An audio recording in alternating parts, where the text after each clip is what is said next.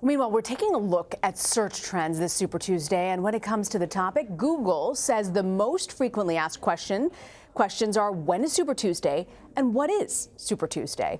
And while Vermont Senator Bernie Sanders is leading in most of the nation's polls, is he the most searched candidate ahead of today's contests?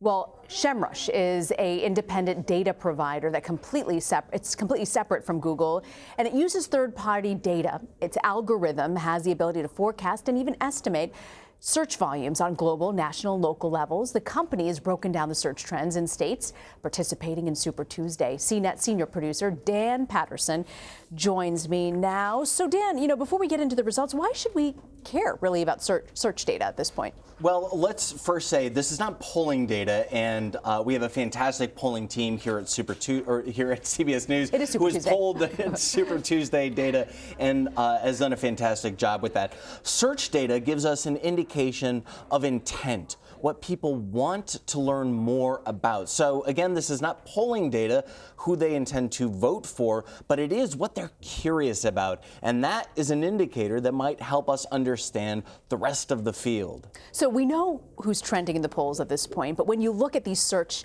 engines, who is trending when it comes to searches online? Well, one guess about that. Number one in every single Super Tuesday state, Bernie Sanders by a lot. What's really interesting, though, is that the number two most searched candidate, often in almost every state, is Elizabeth Warren. Wow.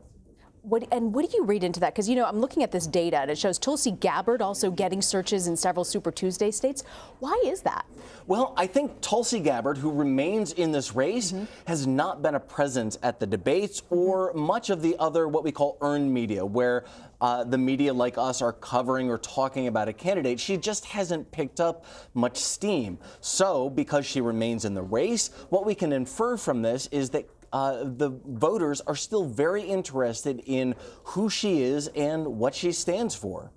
What else did you learn from the data that you were able to see? Well, we took a look at not just the full spectrum of candidates who are still running, but this data comes from 300 million different browsers. So what this was able to do is tell us not just Super Tuesday states, but the electorate as a whole. Now, of course, we are not in the general election yet, but this kind of gives us a glimmer as to who might perform very well. And there is a head-to-head battle shaping up.